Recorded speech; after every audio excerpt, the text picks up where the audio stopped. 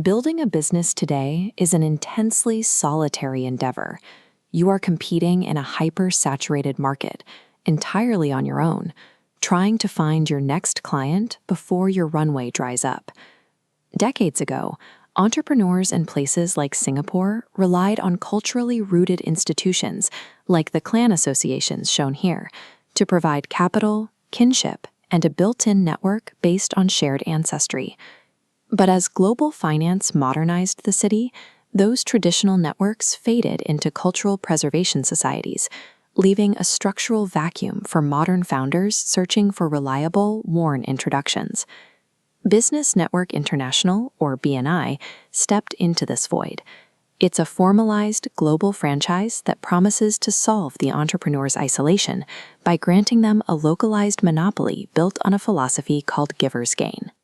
By packaging the primal human need for a professional community into a replicable model, a sprawling, rigid corporate franchise was born. Securing one of these exclusive chapter seats requires a strict financial commitment.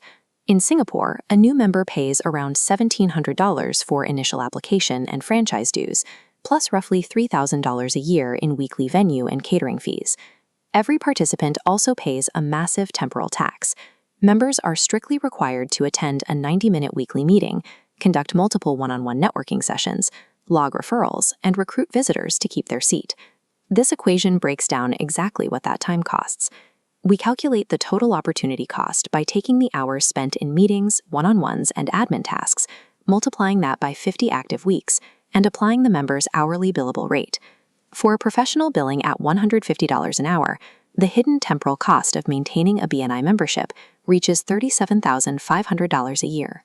Curious, during recruitment, the organization reframes this heavy time commitment as a filter, a strict barrier to entry that ensures only serious business owners occupy the room.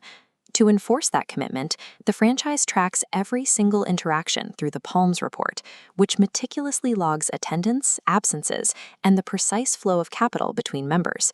This flowchart shows how raw data feeds the traffic light algorithm. Member activity is converted into a score and public tier: green, yellow, red, or gray. To stay in the green tier, members must hit weekly quotas for referrals, training, and guests. This quota system creates the Meritocracy Paradox. Inside this ecosystem, you are structurally coerced into passing referrals to your chapter peers rather than the best provider in the free market, simply to hit your weekly targets. Faced with the threat of dropping into the red zone and being publicly shamed, members resort to metric hacking. They pass low-intent leads, like asking an enterprise software developer to fix a neighbor's broken laptop, just to check a box. The algorithm actively subverts organic trust. It creates a direct fiduciary conflict, where a professional risks their own reputation by handing a subpar vendor to their best client, solely to satisfy a dashboard. Looking at the macroeconomic landscape, like this view of the dense Singapore financial district, reveals the scale of the global franchise infrastructure that sits above the local chapters. The global headquarters does not take a commission on the deals closed between members. Their wealth is generated exclusively from the recurring volume of application and participation fees.